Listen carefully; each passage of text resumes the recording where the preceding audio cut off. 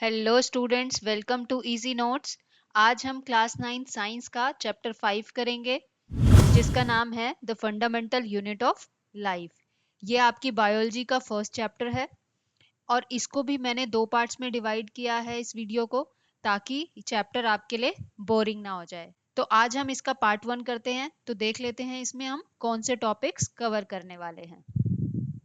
तो हम करेंगे introduction, difference between prokaryotes and eukaryotes, discovery of cell, cell theory, types of organism and then unicellular and multicellular organisms, components of cell, plasma membrane, active and passive transport, types of solution, endocytosis versus exocytosis and then cell wall।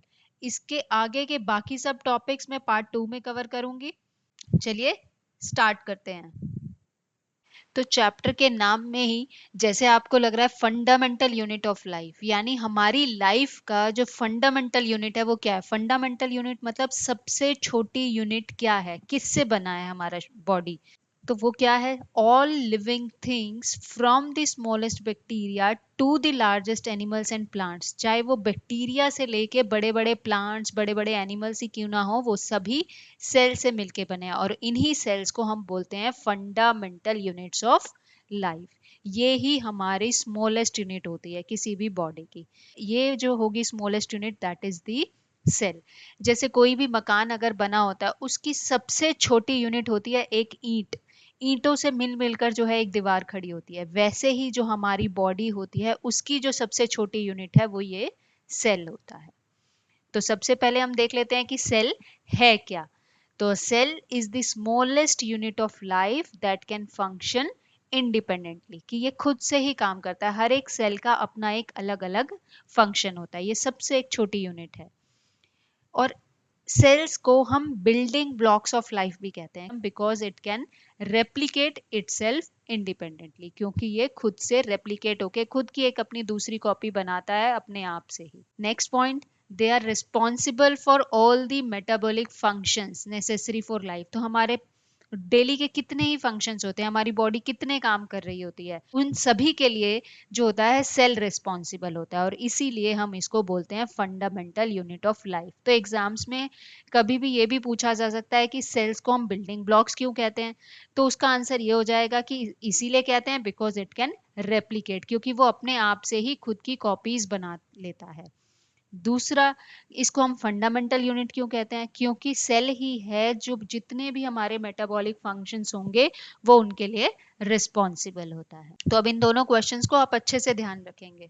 ये आपको लिखा हुआ हर जगह मिलेगा कि cells are called fundamental units of life, they are building blocks of life.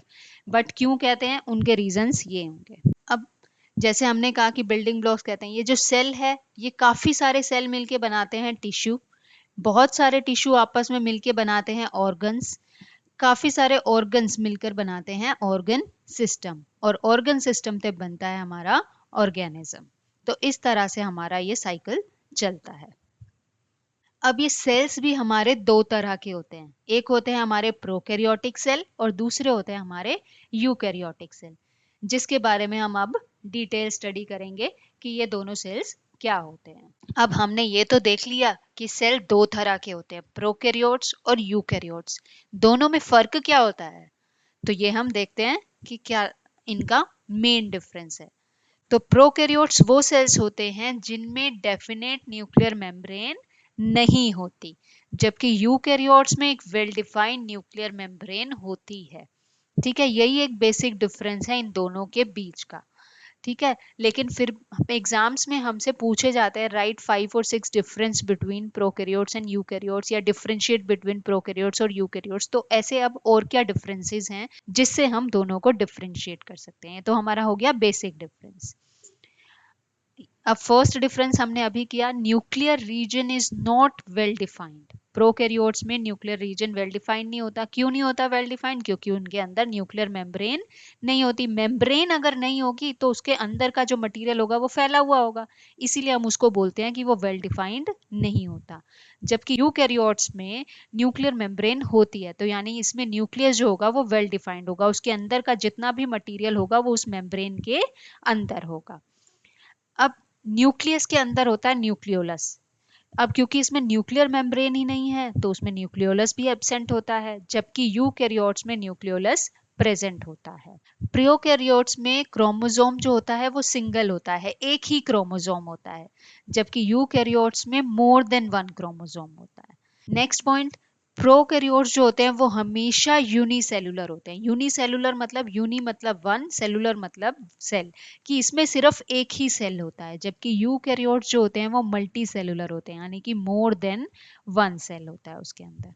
तो इसीलिए उनका जो सेल्स का फंक्शन होता है वो डिवाइड होता है कि ये सेल ये काम करेगा, ये सेल ये काम करेगा, तो वहां पर डिवीजन ऑफ लेबर होता है। प्रोकैरियोट्स में रिप्रोडक्शन ऑलवेज असेक्सुअल होता है, जबकि यूकैरियोट्स में दोनों ही हो सकते हैं, सेक्सुअल भी और असेक्सुअल भी। प्रोकैरियोट्स में membrane bound cell organelles absent होती हैं, लेकिन यूकैरियोट्स में मेम्ब्रेन बाउंड ऑर्गेनेल्स प्रेजेंट होती हैं, जैसे कि हमारे में होती है माइटोकॉन्ड्रिया। अब इसके एग्जाम्पल्स क्या क्या हैं? प्रोकैरियोट्स के एग्जाम्पल हैं बैक्टीरिया, ब्लू ग्रीन algae, ये सब, जबकि यूकैरियोट्स के एग्जाम्पल हैं fungi, plant cell, animal cell etcetera. ये सब हमारे एग्जाम्पल्स हैं। अब हम एक बार इसको डायग्राम से देख लेते हैं। जैसे कि बैक्टीरिया जो है वो हमारा प्रोकैरियोट्स है, तो ये प्रोकैरियोट है। यहाँ पर ये देखो बैक्टीरियल डीएनए, यानी जो इसका जेनेटिक मटेरियल है वो हमारा साइटोप्लाज्म में फैला हुआ है। जो ये ग्रीन कलर का लिक्विड होता है इसको हम बोलते हैं साइटोप्लाज्म।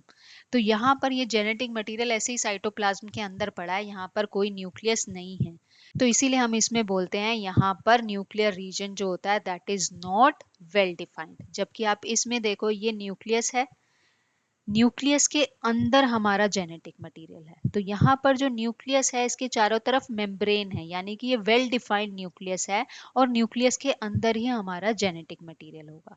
तो यहाँ पर एक क्रोमोसोम होते हैं, यहाँ पर मोर देन वन क्रोमोसोम होते हैं। ये हमारा एक और डिफरेंस था इसके बीच में। तो अब ये प्रोकैरियोट और यूकैरियोट जो ये बीच में लिखा है, यानी कि ये दोनों में होते हैं, प्रोकैरियोट्स में भी और यूकैरियोट्स में। सेल मेम्ब्रेन भी दोनों में होती है, दोनों प्रोकैरियोट्स में भी और यूकैरियोट्स में भी। साइटोप्लाज्म जो कि ये लिक्विड होता है वो हमारा प्रोकैरियोट्स में भी होगा और यूकैरियोट्स में भी होगा। राइबोसोम्स, राइबोसोम्स भी दोनों में होते हैं, प्रोकैरियोट में भी और यूकैरियोट में भी। इसमें और कोई सेल ऑर्गेनेल्स नहीं होती, सिर्फ राइबोसोम्स होते हैं इसके अंदर, जो हमारे प्रोकैरियोट्स होते हैं।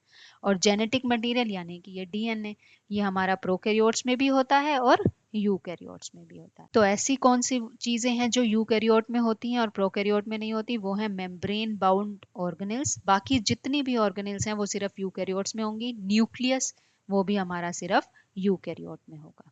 अब प्रोकैरियोट्स में क्योंकि न्यूक्लियर रीजन वेल डिफाइंड नहीं होता, क्योंकि उनके पास न्यूक्लियर मेम्ब्रेन नहीं होती, तो ऐसे ही न्यूक्लियर रीजन को जिसमें सिर्फ न्यूक्लिक एसिड्स होते हैं उसको हम बोलते हैं न्यूक्लियोइड। ठीक है, तो यानी प्रोकैरियोट्स में हम उस अनडिफाइंड न्यूक्लियर रीजन को क्या बोलेंगे? न्यूक्लियोइड बोलेंगे। वहां पर न्यूक्लियस तो नहीं होता, हम उसको न्यूक्लियोइड बोलते हैं। ठीक है, तो चलते हैं हम अपने नेक्स्ट टॉपिक पर, जो कि हमारा डिस्कवरी ऑफ सेल, कि सेल को डिस्कवर किसने किया था। तो अब जो है वो हमें ये देखना है कि सेल को डिस्कवर किसने किया। तो इसके लिए बेसिकली दो साइंटिस्ट रिस्पॉन्सिबल थे, एक थे रॉबर्ट ह्यूग और एक थे हमारे एंटोन ल्यूवेनहुक। तो ये दो साइंटिस्ट थे जिन्होंने सेल को डिस्कवर किया। जो रॉबर्ट हुक थे उन्होंने डेड सेल्स को किया डिस्कवर, और जो ल्यूवेनहुक थे उन्होंने लिविंग सेल्स को किया था। तो 1665 में जो रॉबर्ट हुक थे उन्होंने पेड़ के तने से एक डेड सेल्स होते हैं जिसको हम कॉक बोलते हैं, उसको माइक्रोस्कोप में देखा, और उन्होंने क्या ऑब्जर्व किया? स्मॉल बॉक्स लाइक स्ट्रक्चर, जिसको उन्होंने सेल का नाम दिया। तो वो इस तरह का उन्होंने स्ट्रक्चर देखा जो कि हनीकॉम लाइक स्ट्रक्चर था। ये हर एक बॉक्स जो होगा उसको उन्होंने ये सेल का नाम दिया। इसके बाद फिर 1674 में एंटोन वेन ल्यूवेनहुक ने लिविंग सेल्स को माइक्रोस्कोप के अंदर देखा। वो लिविंग सेल्स क्या थे? पॉन्ड वाटर में जितने भी बैक्टीरिया और प्रोटोजोआ मिलते हैं उन्होंने उसको देखा। तो उन्होंने कैसा स्ट्रक्चर ऑब्जर्व किया? उन्होंने इस तरह के स्ट्रक्चर जो हैं वो ऑब्जर्व किए थे। तो बेसिकली जब भी आए कि सेल की डिस्कवरी किसने की, तो हम इन दो साइंटिस्ट का नाम लिखते हैं। तो ये तो थी हमारी डिस्कवरी। इसके बाद हम चलते हैं अपने नेक्स्ट टॉपिक पर, जो कि है हमारी सेल थ्योरी। सेल थ्योरी बहुत ही इंपॉर्टेंट टॉपिक है। ये था कि सेल के बारे में उन्होंने क्या बताया। सबसे पहले है सेल थ्योरी दी किसने। इसके लिए तीन साइंटिस्ट थे। दो तो थे हमारे स्केलेडियन और श्वान। इन दोनों ने पहले फॉर्मुलेट किया था सेल थ्योरी को, उसके बाद विर्चो ने इस थ्योरी को एक्सपैंड किया। तो स्केल्डियन ने पहले क्या देखा कि जो प्लांट्स होते हैं वो सेल्स के बने होते हैं। फिर श्वान ने कहा कि जितने भी लिविंग थिंग्स हैं वो सेल्स के बने होते हैं। फिर बाद में विर्चो ने कहा कि जितने भी सेल्स होंगे वो हमारे प्री एग्जिस्टिंग सेल से ही आते हैं, यानी कि जो पहले पुराने सेल्स हैं वो ही खुद डिवाइड होते हैं, उन्हीं से नए सेल बनते हैं। तो इस बेसिस पर सेल थ्योरी के कुछ इंपॉर्टेंट पॉइंट्स रखे गए जो कि आपने अच्छे से लर्न करने हैं एग्जाम्स के लिए, कि सेल थ्योरी के क्या क्या पॉइंट्स थे। तो अब वो क्या थे। सबसे पहला पॉइंट है ऑल लिविंग थिंग्स, चाहे वो प्लांट्स हों या फिर वो एनिमल्स हों, they are made up of cells. ठीक है, फर्स्ट पॉइंट ये था। Second point is the cell is the basic unit of life. ये तो हम पढ़ते आ रहे हैं कि सेल जो है वो सबसे छोटी यूनिट, सबसे बेसिक यूनिट है। थर्ड पॉइंट जो कि विर्चो ने दिया था वो है all cells arise from pre existing cells, कि वो हमारे पुराने सेल्स से ही आते हैं। तो ये तीन पॉइंट्स बहुत ही इंपॉर्टेंट हैं। तो ये तो बहुत अच्छे से क्लियर हो गए होंगे। चलते हैं अपने नेक्स्ट टॉपिक पर जो कि है टाइप्स ऑफ ऑर्गेनिजम्स। अभी हमने कुछ देर पहले किया था कि जो सेल्स होते हैं वो दो तरह के होते हैं, प्रोकैरियोटिक सेल और यूकैरियोटिक सेल।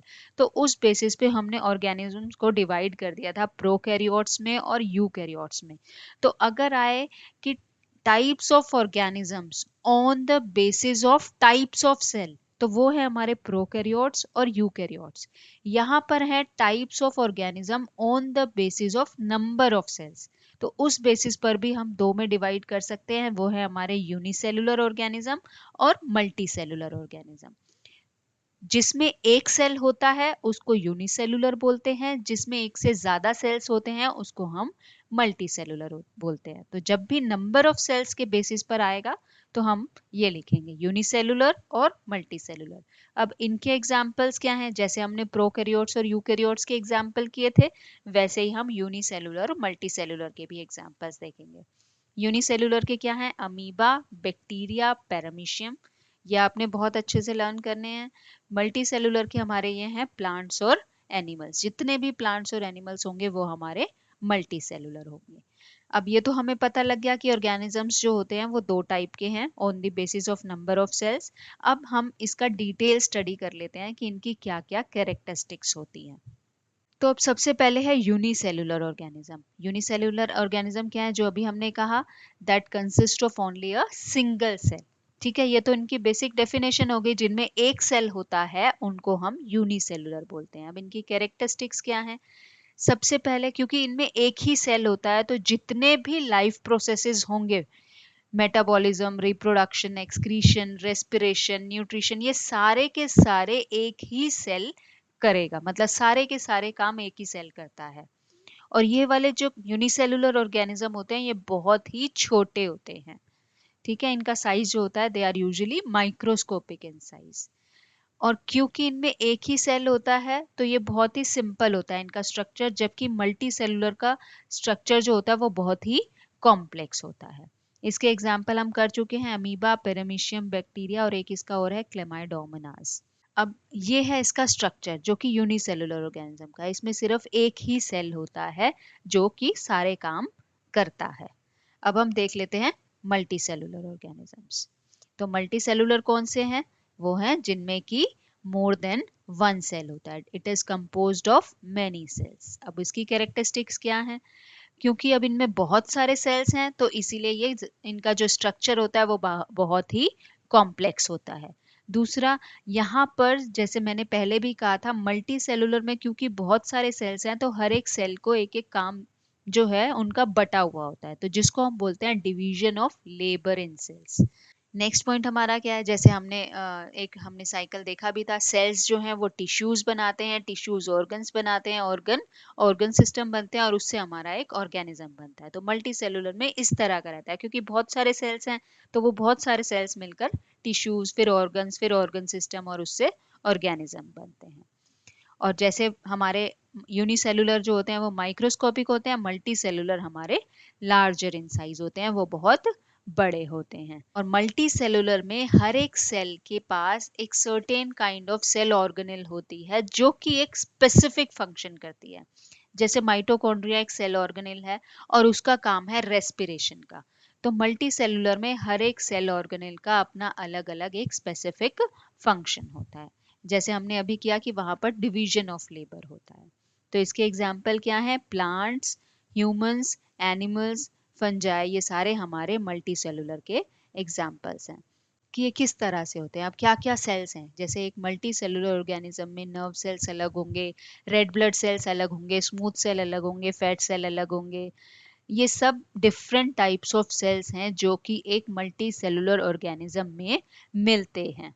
तो यही सेल्स मिलकर के हमारे टिश्यूज बनाते हैं। तो अगर आपको आ जाए differentiate between unicellular and multi cellular organism, तो आप इन पॉइंट्स को एक टेबुलर फॉर्म में भी लिख सकते हैं, जो कि आपका एक डिफरेंस हो जाएगा। ठीक है, यहां तक क्लियर हो गया आपको सबको? चलते हैं अपने नेक्स्ट टॉपिक पर, जो कि है हमारा कंपोनेंट्स ऑफ सेल। अब सेल तो है बेसिक यूनिट, अब उसके भी क्या क्या कंपोनेंट्स हैं?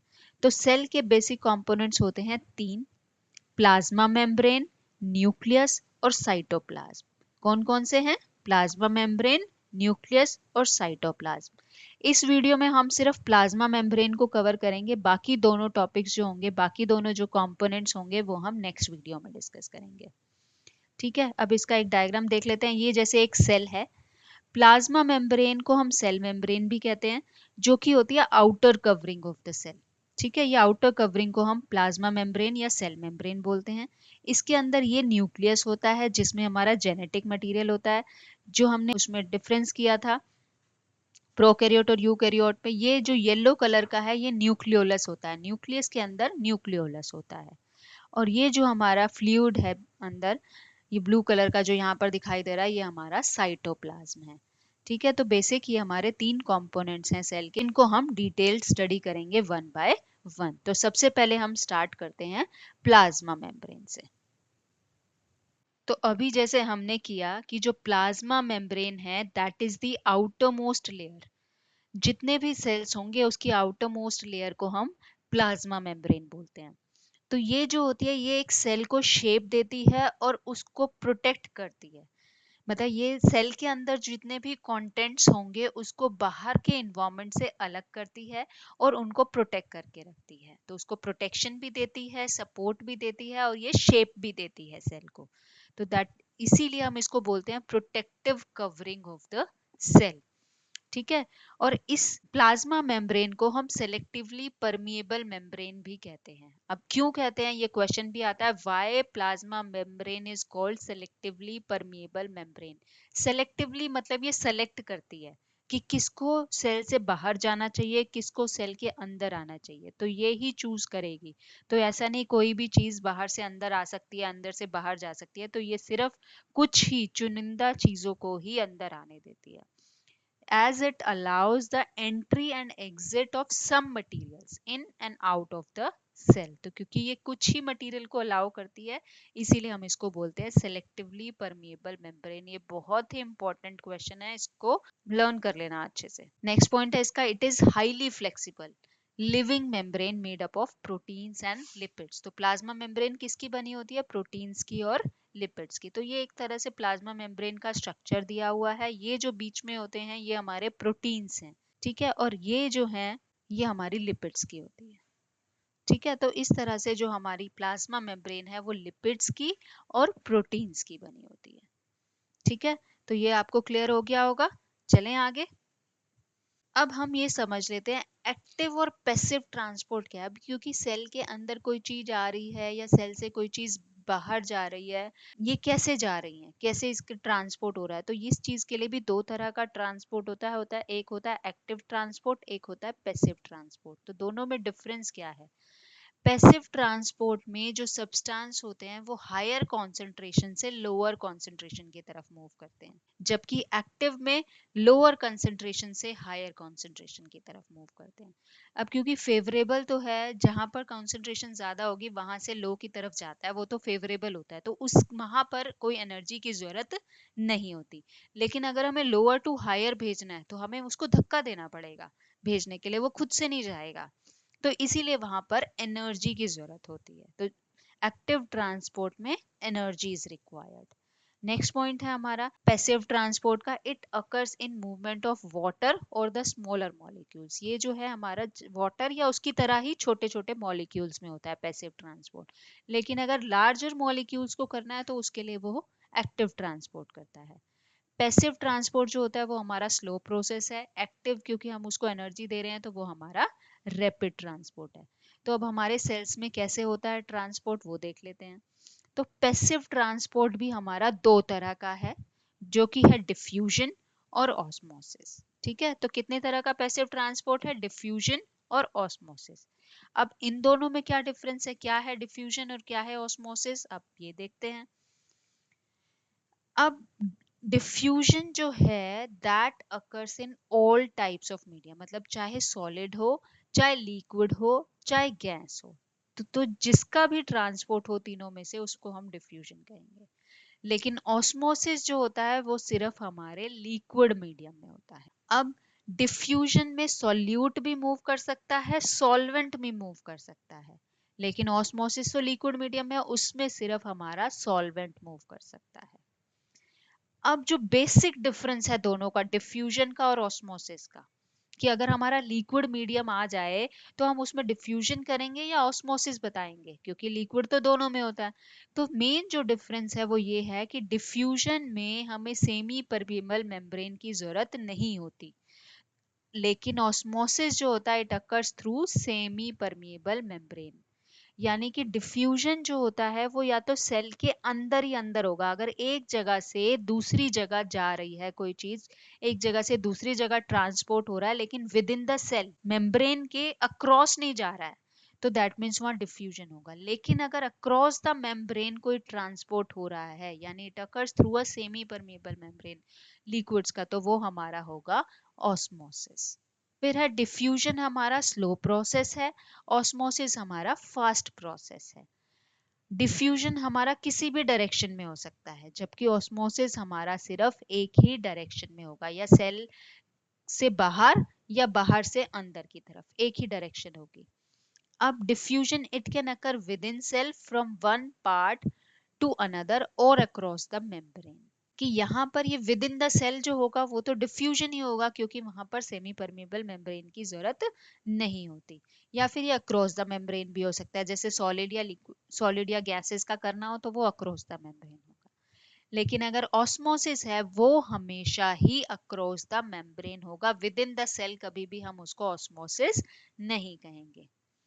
नेक्स्ट पॉइंट इज जो डिफ्यूजन है that doesn't depend on living system, वो लिविंग सिस्टम पर डिपेंड नहीं करता, जबकि ऑस्मोसिस जो है वो लिविंग सिस्टम पर डिपेंड करता है। Next is diffusion is responsible for movement of gases in plant body. अब क्योंकि गैसेस के मूवमेंट में तो सिर्फ डिफ्यूजन ही होता है, तो गैसेस जैसे CO2 का जाना, O2 का, CO2 और O2 का जो एक्सचेंज होता है प्लांट बॉडी में, वो किसके थ्रू होता है? वो डिफ्यूजन के थ्रू होता है। जबकि osmosis is responsible for movements of water in plant, plant में जो वाटर का ट्रांसपोर्ट होगा उसके लिए हमारा ऑस्मोसिस रिस्पॉन्सिबल होता है। ठीक है, क्लियर होगा दोनों में डिफरेंस। अब इसका एग्जाम्पल हम देखें, डिफ्यूजन का क्या है? CO2 एंड O2 लीव्स और enter the cell through diffusion, क्योंकि गैसेस का एक्सचेंज तो डिफ्यूजन में ही होता है। और absorption of water by plant root वो हमारा है ऑस्मोसिस। अब जैसे ये है यहाँ पर कॉन्सेंट्रेशन जो थी वो हायर थी। पैसिव ट्रांसपोर्ट है हमारे दोनों ही, डिफ्यूजन भी और ऑस्मोसिस भी, यानी हायर कॉन्सेंट्रेशन से हमारे लोअर कॉन्सेंट्रेशन में जाते हैं, तो ये जो है मॉलिक्यूल्स डिस्पर्स हो जाएंगे, ये लेस कॉन्सेंट्रेशन में चले जाएंगे। ऑस्मोसिस भी हमारा यही है कि हायर कॉन्सेंट्रेशन से लेस कॉन्सेंट्रेशन की तरफ जाएगा, क्योंकि अब यहाँ पर पानी का ट्रांसपोर्ट हो रहा है, तो पानी की कॉन्सेंट्रेशन इसमें ज्यादा है क्योंकि यहाँ पर सोल्यूट कम है, तो यहाँ से पानी इधर मूव करेगा, इसीलिए इसका पानी का लेवल बढ़ गया और यहाँ पर पानी का लेवल कम हो गया। तो मूवमेंट हुआ वाटर का from higher concentration to lower concentration across the semi permeable membrane. यहाँ पर सेमी परमिएबल मेम्ब्रेन थी बीच में, तो इसीलिए हम इसको बोलेंगे ऑस्मोसिस। ठीक है, दोनों में डिफरेंस अच्छे से क्लियर हो गया कि क्या डिफ्यूजन है और क्या हमारा ऑस्मोसिस है। अब है हमारा टाइप्स ऑफ सॉल्यूशन। मतलब अगर हम किसी भी सेल को किसी सॉल्यूशन में डाल देते हैं, किसी सॉल्ट सॉल्यूशन में या शुगर सॉल्यूशन में, तो वो जो सॉल्ट सॉल्यूशन या शुगर सॉल्यूशन है उसका टाइप क्या है और उसमें सेल किस तरह बिहेव करता है वो हम डिस्कस करते हैं। तो ये क्वेश्चन में बहुत बार पूछा जाता है कि अगर हमने सेल को एक सॉल्ट सॉल्यूशन में डाल दिया जो कि हाइपरटोनिक है तो सेल का क्या होगा। इस बेसिस पर सॉल्यूशन को तीन उसमें डिवाइड किया गया है, हाइपरटोनिक सॉल्यूशन, आइसोटोनिक सॉल्यूशन और हाइपोटोनिक सॉल्यूशन। हाइपरटोनिक सॉल्यूशन वो होते हैं जिनमें सोल्यूट की कॉन्सेंट्रेशन जो होती है वो ज्यादा होती है, पानी की कम होगी। तो ऐसा सॉल्ट सॉल्यूशन जिसमें सोल्यूट की कॉन्सेंट्रेशन ज्यादा होगी, तो उस केस में जो पानी होगा बाहर वो कम होगा उस सॉल्ट सॉल्यूशन में, क्योंकि सोल्यूट ज्यादा है तो यानी पानी कम होगा, और सेल में उसके मुकाबले पानी ज्यादा होगा। ठीक है, तो क्योंकि पानी कहाँ से कहाँ मूव कर रहा है, अगर हम ऑस्मोसिस की बात करें तो पानी कहाँ मूव करता है, from higher concentration to lower concentration. तो क्योंकि सेल में पानी ज्यादा है तो वो सेल से बाहर चला जाएगा पानी, तो उस केस में सेल क्या हो जाएगा, श्रिंक हो जाएगा, वाटर मूव्स आउट, और उस केस में सेल जो होगा वो श्रिंक कर जाएगा, क्योंकि यहाँ पे अगर आप देखो कि दो मॉलिक्यूल्स ऑफ वाटर जो है वो बाहर निकल गया, क्योंकि बाहर जो है वो सोल्यूट ज्यादा है, पानी कम है, तो इसीलिए सेल से पानी बाहर चला गया। अब अगर हम इसमें देखें कि इसमें हम देखें तो दो जो हैं वो पानी के मॉलिक्यूल्स अगर अंदर आ रहे हैं तो इससे चार तो है बाहर जा रहे हैं, तो जो नेट मूवमेंट हो रही है पानी की वो बाहर की तरफ ज्यादा हो रही है, तो इसीलिए सेल में से पानी निकल जाएगा और सेल हमारा श्रिंक हो जाएगा। फिर है हमारा आइसोटोनिक सॉल्यूशन, मतलब अगर हमने जो सॉल्ट सॉल्यूशन लिया है वो आइसोटोनिक है, यानी कि उसमें सोल्यूट की कॉन्सेंट्रेशन उतनी ही है जितनी सेल के अंदर है। तो सोल्यूट अगर इक्वल है तो पानी की कॉन्सेंट्रेशन भी दोनों तरफ बराबर होगी, सेल में भी और सोल्यूशन में भी, तो वहां पर कोई भी नेट मूवमेंट नहीं होगी। अगर जो दो पानी बाहर जाएंगे तो दो पानी अंदर भी आएंगे, तो वहां पर नेट मूवमेंट जो होगी वो जीरो होगी, तो उस केस में सेल हमारा नॉर्मल रहता है। ये देखो एक पानी अंदर जा रहा है तो एक बाहर भी आ रहा है, तो नो नेट मूवमेंट, तो इस केस में सेल की शेप वैसे की वैसे ही रहेगी। नेक्स्ट है हमारा हाइपोटोनिक। मान लो अगर हमारा सॉल्ट सॉल्यूशन हाइपोटोनिक है, यानी कि उस सॉल्यूशन में सोल्यूट की मात्रा कम है, सोल्यूट कम है तो वहां पानी ज्यादा होगा, यानी उस सॉल्यूशन में पानी ज्यादा है और सेल में पानी कम है। ठीक है, तो सेल में पानी कम है as compare to water in the solution. Osmosis में पानी कहाँ से कहाँ मूव करता है, फ्रॉम हायर टू लोअर, तो इसीलिए पानी जो होगा वो सॉल्यूशन से मूव करेगा इनटू द सेल, तो वाटर मूव्स इन, तो पानी अंदर आ रहा है तो इसीलिए सेल्स क्या होंगे, दे स्वेल। तो यहाँ पर टू मॉलिक्यूल्स ऑफ वाटर के अंदर हैं और ये सेल जो होंगे वो उनमें स्वेलिंग आ जाएगी, वो स्वेल कर जाएंगे। तो यहाँ पर अगर हम देखें तो कितने मॉलिक्यूल्स अंदर आ रहे हैं, चार मॉलिक्यूल्स अंदर आ रहे हैं और दो बाहर जा रहे हैं, तो नेट मूवमेंट कहाँ हो रही है, अंदर की तरफ हो रही है, तो water moves in and cell swells. ठीक है, तो अब हम इसको एक और डायग्राम से देख लेते हैं। ये इसका हमने दो तरह के सेल्स ले लिए, एनिमल सेल होते हैं, प्लांट सेल है, दोनों पर ही हम अब देख लेंगे। दोनों में काफी हद तक सिमिलर होता है, सिर्फ एक दो डिफरेंसेस हैं वो हम देख लेते हैं। हाइपोटोनिक सॉल्यूशन अगर है तो क्योंकि वहां पर सेल स्वेल्स कर जाते हैं, तो एनिमल सेल जो होते हैं वो बर्स्ट कर जाते हैं, वो इतने फूल जाते हैं कि वो बर्स्ट कर जाते हैं। क्यों बर्स्ट कर जाते हैं, क्योंकि प्लांट सेल में एक सेल वॉल होती है, थिक कवरिंग होती है जो कि एक सेल को प्रोटेक्ट करके रखती है, जबकि एनिमल सेल्स में वो सेल वॉल नहीं होती। तो इसीलिए वो बर्स्ट कर जाते हैं। तो यही एक डिफरेंस है। हाइपोटोनिक में अगर हम रखते हैं तो एनिमल सेल बर्स्ट कर जाता है, जबकि प्लांट सेल बर्स्ट नहीं करता। तो वो हमेशा टर्गेट बना रहता है but doesn't lose shape because of the cell wall. तो वो क्यों नहीं बर्स्ट करता, किसकी वजह से नहीं करता? Because of the cell wall. Isotonic में तो सेल की शेप पर कोई असर नहीं पड़ता, तो इसीलिए वो सेम रहती है दोनों ही केसेस में। हाइपर में क्योंकि दोनों में श्रिंकेज हो जाती है, तो एनिमल सेल में उस श्रिंकेज को हम बोलते हैं क्रीनेशन। क्या बोलते हैं? क्रीनेशन। जबकि प्लांट सेल में हम उसको बोलते हैं प्लास्मोलिसिस। ठीक है, एनिमल सेल में क्रीनेशन होगी और प्लांट सेल में हम उस टर्म को बोलते हैं प्लास्मोलिसिस। तो प्लास्मोलिसिस की भी डेफिनेशन आती है, तो वो क्या है कि in hypertonic solution solvent moves out of the cell leading to the shrinkage of cell which is termed as plasmolysis. तो ये है हमारे टाइप्स ऑफ सॉल्यूशन, यानी डिफरेंट टाइप्स ऑफ सॉल्यूशन में अगर हम सेल को रखते हैं तो उस पर क्या असर पड़ता है। तो अभी अच्छे से क्लियर हो गया होगा। इसमें से क्वेश्चन जरूर आता है, तो इसको आपने बहुत ही अच्छे से प्रिपेयर करना है। तो नेक्स्ट टॉपिक है हमारा एंडोसाइटोसिस वर्सेस एक्सोसाइटोसिस। एंडो का मतलब जैसे पता चल रहा है कि अंदर आना, एक्सो का मतलब है बाहर जाना। ठीक है, ये हमारी है प्लाज्मा मेम्ब्रेन। ठीक है, अगर एंडो है तो वो अंदर आ रहा है, ये पार्टिकल जो हैं ये अंदर आ रहे हैं इसके तरफ, प्लाज्मा मेम्ब्रेन के बाहर से ये अंदर की तरफ आ रहे हैं। एक्सो मतलब अंदर कुछ है, वेसिकल्स में से अगर ये बाहर की तरफ जा रहे हैं तो इसको बोलते हैं एक्सोसाइटोसिस। अब ये भी हम क्यों पढ़ रहे हैं, क्योंकि ये भी एक प्लाज्मा मेम्ब्रेन का है कि वो कुछ ही मॉलिक्यूल्स को अलाउ करती है अंदर आना या बाहर जाना। तो जो ये हमने जैसे लिक्विड्स का किया था ऑस्मोसिस, वैसे ही अगर कुछ सब्सटेंसेस का इनटेक हो रहा है तो उसको हम बोलते हैं एंडोसाइटोसिस प्रोसेस और एक्सोसाइटोसिस प्रोसेस। तो अगर अंदर आ रहे हैं तो एंडोसाइटोसिस, बाहर जा रहे हैं तो एक्सोसाइटोसिस। तो सबसे पहले हम देख लेते हैं एंडोसाइटोसिस। एंडोसाइटोसिस क्या? It helps in the process of intake of substance from the external, कि ये बाहर से चीजों को उठा रहा है। दूसरा, it occurs at the plasma membrane, कि ये प्लाज्मा मेम्ब्रेन के अक्रॉस होगा। Third is it is form of active transport, ये पैसिव ट्रांसपोर्ट में ही नहीं आता। पैसिव के हमारे दो ही टाइप्स हैं, वो थे हमारे डिफ्यूजन और ऑस्मोसिस। यहाँ पर हमारे सॉलिड्स का ट्रांसपोर्ट हो रहा है, तो ये हमारा एक्टिव ट्रांसपोर्ट है, इसीलिए इसमें हमें एनर्जी की रिक्वायरमेंट होगी।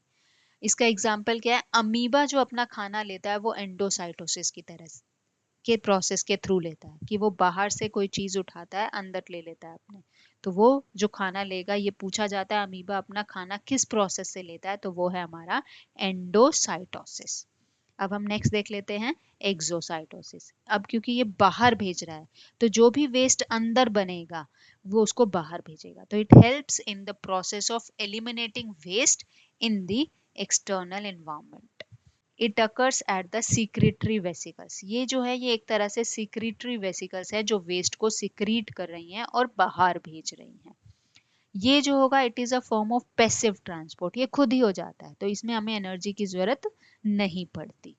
तो अगर एक्सोसाइटोसिस है तो वो पैसिव ट्रांसपोर्ट है, और अगर एंडोसाइटोसिस है तो वो हमारा एक्टिव ट्रांसपोर्ट है। तो ये क्लियर हो गया। ये सिर्फ हमें ये देखना था कि अगर अमीबा वगैरह हैं, उनको अगर फूड लेना है तो वो किस प्रोसेस से लेते हैं, तो वो हमारा एंडोसाइटोसिस है। और अगर वेस्ट को बाहर भेजना है उसको किससे भेजते हैं, तो वो एक्सोसाइटोसिस है। तो इसको हमने बहुत ज्यादा डिटेल में नहीं करना, ये दो प्रोसेस हमें पता होने चाहिए। तो चलें आगे। तो अब हम प्रॉब्लम देख लेते हैं। जैसे है अभी हमने किया था what happens when we put an animal cell, यहाँ एनिमल सेल की बात हो रही है, into a solution of salt और शुगर, या सॉल्ट सॉल्यूशन में डालें या शुगर सॉल्यूशन में डालें तो एनिमल सेल पर क्या फर्क पड़ेगा। तो इसमें हमें तीनों ही लिखने हैं, हाइपरटोनिक, हाइपोटोनिक और आइसोटोनिक। तो चलें अपने नेक्स्ट प्रॉब्लम पर, जो कि है हमारा प्लास्मोलिसिस। ये हमने पहले ही किया, जो सेल की श्रिंकेज हो रही है अगर हम उसको हाइपरटोनिक में रख रहे हैं उसको हम प्लास्मोलिसिस बोलते हैं। तो when cell, living cell loses water through osmosis, there is shrinkage और contraction of the contents of the cell away from the cell wall, this phenomenon is called plasmolysis। ठीक है, तो ये बहुत इंपॉर्टेंट क्वेश्चन है, ये कर लेना आप लोग। चलते हैं अपने नेक्स्ट टॉपिक पर, जो कि है हमारा सेल वॉल। अभी हमने किया था कि जो प्लांट सेल होते हैं वो बर्स्ट नहीं करते क्योंकि उनमें सेल वॉल होता है। तो प्लांट सेल और एनिमल सेल में यही डिफरेंस है कि प्लांट सेल में सेल वॉल होता है और एनिमल सेल में सेल वॉल नहीं होता। ये हमारा एनिमल सेल है, ये प्लांट सेल है। दोनों की जो आउटर कवरिंग है उसको हम प्लाज्मा मेम्ब्रेन बोलते हैं, ये हमने किया था। ठीक है, और उसको सेल मेम्ब्रेन भी कहते हैं। ये जैसे आप देख रहे होगे ये दोनों में ही है सेल मेम्ब्रेन, चाहे वो प्लांट सेल हो चाहे वो एनिमल सेल हो।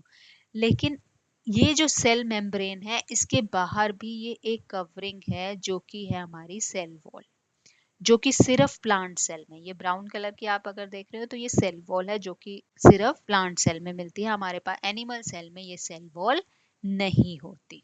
तो ये बेसिक डिफरेंस है इन दोनों सेल्स का, एनिमल सेल का और प्लांट सेल का। प्लांट सेल में ये तीनों चीजें हैं जो कि एनिमल सेल में नहीं होती, क्लोरोप्लास्ट, वैक्यूल और सेल वॉल। साइटोप्लाज्म हमने किया था जो कि हमारा ये फ्लूइड्स होते हैं, जो अंदर वाला जो ये फ्लूइड होता है उसको हम साइटोप्लाज्म बोलते हैं। ये हमारा न्यूक्लियस है, ये राइबोसोम्स हैं हमारे, ये माइटोकॉन्ड्रिया जो रेस्पिरेशन के लिए रिस्पॉन्सिबल होता है, ये हमारी सेल मेम्ब्रेन या फिर प्लाज्मा मेम्ब्रेन हो गई। तो ये हमारे दो तरह के सेल हैं। अब सेल वॉल होती क्या है, तो सबसे पहला it is the outer hard covering of the cell. ये बहुत ही हार्ड होती है, अगर हम इस सेल को हाइपोटोनिक में रख दें तो ये बर्स्ट नहीं होता यहाँ पर सेल, इस सेल वॉल की वजह से, तो which maintains the shape of the cell. Second point, it lies outside the plasma membrane. जैसे हमने अभी देखा कि ये प्लाज्मा मेम्ब्रेन ये है, ये जो है बाहर इसके सेल वॉल है, तो ये प्लाज्मा मेम्ब्रेन के बाहर होती है। ठीक है, और ये किसकी बनी होती है, जैसे हमने प्लाज्मा मेम्ब्रेन की थी वो बनी होती थी लिपिड्स और प्रोटीन्स की। तो जो सेल वॉल है that is mainly made up of cellulose. अब एक फंक्शन क्या है इसका, it provide structural strength and rigidity to plants. अब ये भी क्वेश्चन है कि प्लांट सेल में ही क्यों होती है सेल वॉल, एनिमल सेल में क्यों नहीं होती, क्योंकि ये रिजिडिटी दे दिया, क्योंकि प्लांट्स तो मूव नहीं कर सकते, वो एक ही जगह टिके रहते हैं, उनको मूव करने की जरूरत ही नहीं है, तो इसीलिए इनमें सेल वॉल की जरूरत होती है। लेकिन एनिमल सेल में अगर सेल वॉल होगी तो वो मूव नहीं कर पाएंगे, वो भी एक ही जगह टिके रहेंगे। तो क्योंकि उनको मूवमेंट करना होता है तो उसमें सेल वॉल नहीं होती। तो ये जो सेल वॉल है it provide structural strength and rigidity to plants. Next, it permits the cell of plants, fungi and bacteria to withstand hypotonic external media without bursting। क्योंकि ये प्लांट्स में भी होती है, फंजाई में भी होती है, बैक्टीरिया में भी होती है सेल वॉल। तो अगर इन तीनों सेल्स को हाइपोटोनिक में रखा जाए तो ये बर्स्ट नहीं करते। क्यों नहीं बर्स्ट करते, due to the presence of cell wall. ठीक है, तो अब तो ये बहुत अच्छे से क्लियर हो गया होगा। अब एक क्वेश्चन देख लेते हैं, वही सेम क्वेश्चन है, how it prevent bursting of cell in hypotonic solution. ये हमने बहुत अच्छे से कर लिया, आप इसको देख लेना। Next is, can dead cell absorb water. अगर कोई सेल डेड है तो क्या वो पानी एब्जॉर्ब कर सकता है थ्रू ऑस्मोसिस? नहीं, डेड सेल्स कभी भी पानी एब्जॉर्ब नहीं करेंगे। ठीक है, तो इस वीडियो में हम इतना ही कवर करेंगे, इसके बाकी के टॉपिक्स जो होंगे वो नेक्स्ट वीडियो में कवर करेंगे। तो यहाँ तक अगर आपका कोई भी डाउट है तो बिना किसी हेजिटेशन के चैट बॉक्स में अपनी सारी क्वेरीज डाल दीजिए, I will be happy to answer all the questions. तो मिलते हैं नेक्स्ट वीडियो में इस चैप्टर के रिमेनिंग टॉपिक्स के साथ। Till then, bye, take care.